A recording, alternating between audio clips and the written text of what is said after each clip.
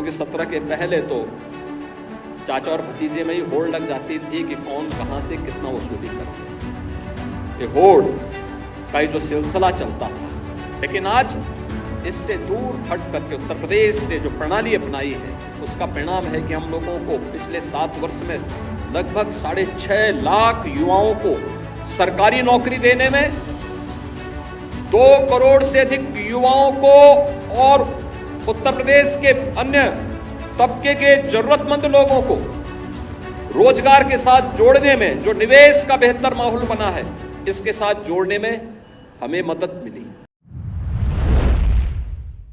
नमस्कार, uncommon talk देख रहे हैं आप। मैं हूं आपके साथ हर्ष भारद्वाज। 2 और सहयोगी मेरे साथ हैं। आशीष, आपका बहुत बहुत स्वागत है। विजेंद्र विजय, आपका भी बहुत बहुत स्वागत है, क्योंकि ये ऐसे पत्रकार हैं जो यूथ हैं और आज हम यूथ पर खासतौर पर बातचीत करेंगे। एक वक्त में आपको याद होगा ममता बनर्जी ने कहा कि खेला हो बे, और 2024 लोकसभा चुनाव में बीजेपी के साथ खेला हो गया, खासतौर पर यूपी में। कहा गया कि यूथ नाराज है, और यूथ क्यों नाराज हुआ आज हम चर्चा करने वाले हैं, क्योंकि आज ही यूपी पुलिस की भर्ती परीक्षा के लिए परीक्षाएं देने जा रहे हैं यूथ।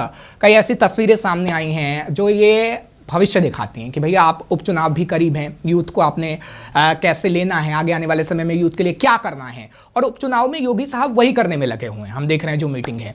सबसे पहले आशीष, मैं आप ही के पास आता हूं, क्योंकि ये जो उपचुनाव है उसमें यूथ को खुश करना है। अगर यूथ खुश नहीं हुआ तो आप भैया खिसक भी सकते हैं 10 सीटों पर। एक बड़ी जो आबादी है वो युवा है। भारत की बोलिए चाहे आप यूपी की बोलिए, तो उसको साधना ही पड़ेगा। वो कैसे सधेगा? आप उसके लिए बेरोजगारी सबसे बड़ी समस्या है। लोकसभा चुनाव के दौरान मुख्य विपक्षी दल जो यूपी में है, समाजवादी पार्टी, कांग्रेस का उसको साथ मिला। उन्होंने क्या एजेंडा बनाया?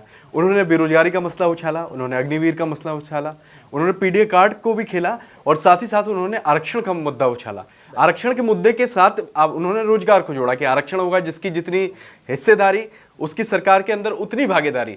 उन्होंने ये नारा साफ तौर पर उछाला और यूथ को साथ ले गए वो, और उसके नतीजे आपको लोकसभा चुनाव में दिखे। इसलिए जो 10 विधानसभा सीटों पर उपचुनाव होने वाला है उसको 2027 की तैयारी के तौर पर देखा जा रहा है। इसलिए इसी दिशा में यूपी में अभी हाल फिलहाल आप देखेंगे अंबेडकर नगर में हुआ एक रोजगार मेला, उसके बाद अयोध्या में रोजगार मेला हुआ, उसके बाद अब मुजफ्फरनगर में भी रोजगार मेले की तैयारी। ये दिखा रहा है कि सरकार पूरी तरीके से रोजगार देने की ओर बढ़ रही है, और सीएम योगी दावे भी कर रहे हैं कि हमने इतने रोजगार दिए।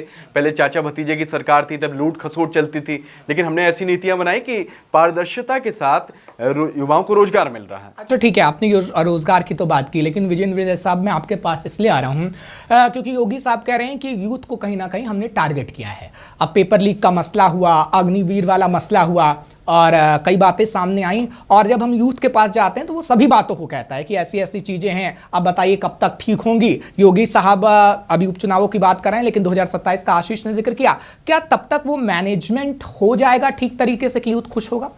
देखिए, ये ऐसा नहीं है कि मैगी की तरह है, आपने 2 मिनट में तो मैगी भी नहीं बनती है, भले ही वो उसके पैकेट पे लिखा होता है, उसको बनने में भी 10 से 15 मिनट लगते हैं। ये एक पूरी प्रोसेस है। आज जो शख्स किसी सरकारी एग्ज़ाम में अपीयर हो रहा है उसको नौकरी मिलते मिलते कई बार 6 महीने, कई बार 1 साल भी हो जाते हैं। कोई कोर्ट में मामला चला जाता है, पेपर लीक की अफवाहें होती है, कई सारी चीज़ें डिरेल भी करती है। उसका असर पिछले 4 साल में यूपी में देखने को मिला है।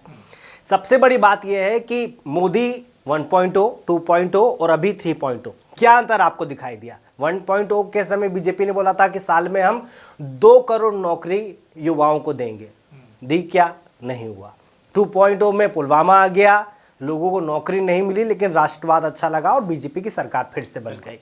इस बार बीजेपी को लगा कि राम भगवान हमें जिता देंगे और सब कुछ हो जाएगा, और हैरत की बात यह है कि राम भगवान जिस स्टेट में जहां मंदिर बना है यूपी में, वहां 29 सीटें बीजेपी गंवा देती है। इंडिकेशन साफ है कि राष्ट्रवाद से पेट नहीं भरता, आध्यात्म से पेट नहीं भरता, पेट उसी से भरेगा जब रोजगार मिलेगा, लोग पैसा कमाएंगे, घर लाएंगे, खुद खाएंगे, परिवार को खिलाएंगे। तो कुल मिला के ये एक प्रोसेस है। मुझे नहीं लगता कि इतना हार्ड एंड फास्ट है कि आज अनाउंस कर दें कि भर्ती हो रही है और कल बीजेपी को वोट मिल जाए। आपने ऐसा तो नहीं होने वाला। आपने राम मंदिर का जिक्र किया, अब मैं आशीष यहाँ पे जिक्र करूंगा अडानी साहब का भी। अब वो क्यों, वो समझिए, क्योंकि कहा जाता है कि जब राम मंदिर बन रहा था कई ठेके थे, कुछ ऐसा, सब अडानी साहब को दे दिए गए, और युवाओं ने इस बात का जिक्र भी किया है। मेरा खुद एक दोस्त है, मैंने खुद उससे जिक्र किया, वो बोला कि ऐसी ऐसी चीजें हो गई हैं, और अगर हमें वो चीजें मिलती या फिर हमें वहां नौकरी मिल जाती तो जितने राम मंदिर बन रहा है उतना कहीं ना कहीं हमें रोजगार मिलता। क्या वो नहीं हुआ और उस वजह से भी नाराजगी है? क्योंकि युवाओं का कहता है कि कोई घर बार नहीं होता और अगर वो नाराज हो जाए तो सरकार हिला सकता है। नहीं, युवाओं के लिए आप ये बोलो कि आपने वादे कितने बड़े बड़े किए और उसमें से अमली जामा कितनी योजनाओं को आप पहना पाए। आपने वादे तो हमेशा किया है कि पिछली सरकार में, चाहे अखिलेश की सरकार हो, मायावती की सरकार हो, राज्य की बात करोगे, केंद्र की बात करोगे, मनमोहन सिंह का पहला कार्यकाल रहा हो, यूपीए 2 का दूसरा कार्यकाल रहा हो, आप तब बोलोगे कि हम ये नीतियां लेकर आएंगे 2014 में, जब आपने चुनावी भाषण देखे होंगे, नौकरियों की बारिश हो जाएगी, लेकिन होता हुआ तो ऐसा कुछ नजर नहीं आया। अब वैसे ही यूपी के नजरिए से भी आप देख लो कि तमाम प्रोजेक्ट आए, हाईवे बने और तमाम इन्वेस्टर सबमिट हुई, लेकिन उनका हल क्या निकला? क्या सच में वो रोजगार मिला, युवा तक पहुंच पाया? अब फिर से रोजगार मेले का चलन बढ़ा। रोजगार मेले हो कहाँ रहे हैं? अयोध्या में मिल्कीपुर सीट पे चुनाव है, वहां हुआ। अंबेडकर नगर से भी जुड़ी सीट पर भी उपचुनाव है, वहां पर भी हो गया। मुजफ्फरनगर के पास मीरापुर सीट है, वहां पर भी चुनाव है, वहां पर भी रोजगार मेला हो रहा। लेकिन उन रोजगार मेलों से आखिर हल क्या निकल रहा है? जो अयोध्या का रोजगार मेला था, वहां लक्ष्य रखा गया कि 50,000 नियुक्ति पत्र बांटे जाएंगे, लगभग 50,000 को नौकरी मिलेगी। और ऐसे ही कुछ लक्ष्य रखा गया था अंबेडकर नगर के लिए, 40,000 से ज्यादा युवाओं को रोजगार मिलेगा। उसमें कुछ अप्रेंटिस वाले थे, ITI वाले थे और कौशल विकास के तहत जो भी तमाम युवा आते हैं। लेकिन इन दोनों को मिला के, अंबेडकर नगर और अयोध्या को मिला के कितने लोगों को रोजगार उसमें मिला? कुल मिला के 10,000 से ज्यादा, तकरीबन 12,000 के आसपास बांटे गए हैं। थोड़ा बहुत आंकड़ा ऊपर नीचे हो सकता है, लेकिन लक्ष्य इतना बड़ा रखा गया, 70,000 के ऊपर जाना वाला था दोनों जगह पे, लेकिन मिला 10,000 के आसपास रोजगार। जी, एक बात मैं इंक्लूड करना चाहूंगा कि बीजेपी की जब से सरकार बनी है तो कई बार लोगों को ये फील होने लगा है कि हमको फॉर ग्रांटेड लेते हैं। पहला मैं आपको वाकया बताता हूँ कि नोटबंदी आई तो लोगों को लगा नहीं यार ये देश के लिए इससे फायदा होगा, लेकिन जब पूरे आंकड़े आए तो उससे उल्टा नुकसान हो गया। 3 लाख करोड़ का देश को नुकसान हो गया, क्योंकि जो फिगर दिया गया था उतनी ब्लैक मनी वाइट्स के सिस्टम में नहीं आई। ठीक है। दूसरा वाकया हुआ GST, लोगों ने बोला नहीं इससे फायदा होगा, उससे लोगों के धंधे चौपट हो गए। कहीं ना कहीं आज भी लोग उसका जो जख्म है वो उसका घाव जो है बना को लेकर राहुल गांधी भी बोलते हैं, तमाम नेताओं ने बोला। ठीक है। उसके बाद आपने फिर सेना में रिफॉर्म करने की सोची, आप अग्निवीर ले आए। आप तो खुद डिफेंस टॉक करते हैं। सेना का कोई भी अधिकारी, चाहे वो बीजेपी को सपोर्ट करने वाला हो अंदर खाने या ना हो, लेकिन वो इस योजना से खुश नहीं है। 75% तक का सुझाव दिया गया था, उसको 25 किसने कर दिया? नरवणे की किताब आने वाली थी सेना अध्यक्ष की, वो रोक दी गई। बहुत सारी चीजें हुई है। अच्छा, नहीं तो आपने कहीं ना कहीं फॉर ग्रांटेड लेना जो है ना बीजेपी को भारी पड़ा है। देखिए 240 पे अगर आए ना तो ये एटीट्यूड की वजह से। बात यह कि सत्ता के शिखर पर कोई ज्यादा वक्त तक बैठ जाता है, उसकी जनता के बीच से दूरी बढ़ जाती है। अच्छा, दूरियां इस वक्त आप क्या सोचते हैं ये बीजेपी का जो डाउनफॉल है यूपी में? आप क्योंकि नेटिव आपका बिहार है, आप यूपी में रहते हैं, क्या लगता है कि क्या वजह रही कि उस स्टेट में जहां राम मंदिर 22 जनवरी को प्राण प्रतिष्ठा होती है और 4 जून को नतीजे आते हैं तो अयोध्या की सीट बीजेपी हार जाती है? देखिए, इसकी 3 बड़ी वजह हैं। एक, आपने डिफेंस की बात की, यूपी में आप देख लीजिए कितनी कंपनियां हैं। अब मैं हाल ही में नोएडा का जिक्र करता हूं, एडवर्ब बॉट वैली है। अब वहां पर कुछ युवाओं ने कहा कि हमें वहां पर एंट्री नहीं मिल रही, पढ़े लिखे हैं और चाहे तो एंट्री मिल सकती है। मिली किसी एंट्री दिल्ली वालों को, मिली किसी एंट्री अलग स्टेट वालों को। अब इससे भी वो नाराज हैं कि भैया आपने कंपनियां तो बना दी लेकिन आप हमें एंट्री नहीं दे रहे।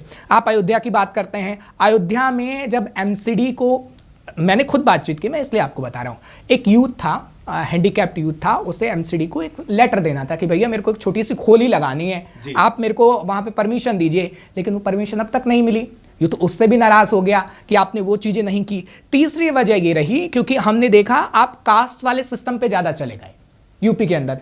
अब यूथ समझता है, यूथ पढ़ा लिखा है, वो पहले वाला जमाना नहीं है। आप समझेंगे मैं समझूंगा कि भैया मेरे साथ क्या हो रहा है। ये 3 गलतियां कहीं ना कहीं योगी सरकार की रही हैं और अगर इसको नहीं सुधारा गया विजेंद्र तो नुकसान होना तय है। नहीं, अगर आप यूथ की बात करोगे, खाली यूथ अकेला नहीं है, कोई युवा है अगर उसको रोजगार चाहिए तो उस रोजगार के जरिए अगर उसको नौकरी मिलती है तो उसके पूरे परिवार का भरण पोषण होगा। अगर आप मोटे तौर पर देख लो कि 4 से 6 व्यक्ति उससे जुड़े हुए हैं, अगर उसको रोजगार नहीं मिलेगा तो जो वो सोच रहा होगा उसका असर उनके परिवार पे भी पड़ेगा। वो एक बड़ा वोट बैंक है। बेरोजगारी का मुद्दा कितना बड़ा था। आप वाराणसी के जो नतीजा आया है, नरेंद्र मोदी जहां से सांसद हैं, 10 लाख का लक्ष्य रखा गया था, 1.5 लाख से वो जीते हैं। अजय राय ने घूम घूम कर गलियों में बोला कि सारे ठेके गुजरात के लोगों को दिए गए हैं। मैं उज्जैन का रहने वाला हूं, उज्जैन में भी जो महाकाल लोक बना है उसके मोस्ट ऑफ द कॉन्ट्रैक्टर जो है वो गुजरात से आते हैं। तो क्या पूरे देश में गुजरात के लोग ही काबिल हैं? यूपी के युवा, यूपी के कॉन्ट्रैक्टर क्या उतने काबिल नहीं है, एमपी के कॉन्ट्रैक्टर क्या काबिल नहीं है? भर्ती परीक्षा की बात कर रहे हैं तो उसका कॉन्ट्रैक्ट भी उन्हीं लोगों को दिया गया गुजरात से, मैकेनिज्म बनाइए, ऐसा कहा जाता है। हर आदमी अगर माइग्रेट होगा, अगर आपकी सरकार आपके स्टेट में आपको नौकरी नहीं देगी तो वो दिल्ली भागेगा, मुंबई भागेगा, बैंगलोर भागेगा। ठीक है, ये तो कहीं ना कहीं दिक्कत है ना। कनेक्टिविटी हटने की बात की योगी सरकार से। अब कनेक्टिविटी कैसे हो? कनेक्टिविटी तो हट गई, क्योंकि राहुल जो कनेक्टिविटी यूथ के साथ ला रहे हैं 99 नंबर ऐसे ही नहीं आया है। और अभी तो कुछ सर्वे भी हैं वो भी बता रहे हैं कि आगे आने वाले समय में ये नंबर बढ़ेगा, क्योंकि यूथ के साथ सीधी कनेक्टिविटी है।